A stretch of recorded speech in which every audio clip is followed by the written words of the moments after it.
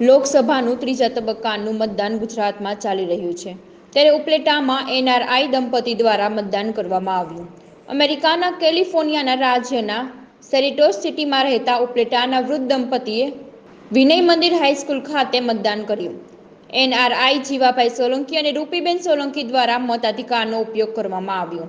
ચૂંટણી વખતે અવશ્ય મતદાન કરવા માટે ખાસ પોતાના વતન ઉપલેટામાં મતદાન કરવા માટે આવે છે. ઉલ્લેખનીય છે કે આ વૃદ્ધ દંપતીના પુત્ર નરેશ સોલંકી સેરિટસ સિટીના તાજેતરમાં ત્રીજી વખત મેયર બન્યા છે.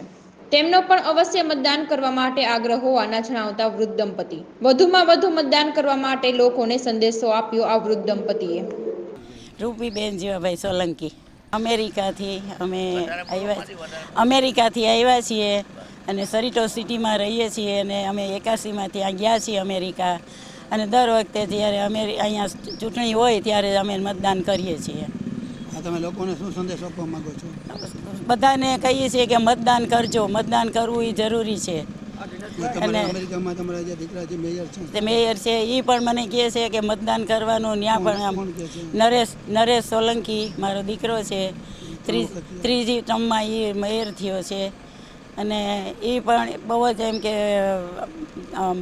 એને પોતાને પ્રેમ ભાવ છે કે આપણા ઇન્ડિયા પ્રત્યે આપણે બધું સારું કરીએ.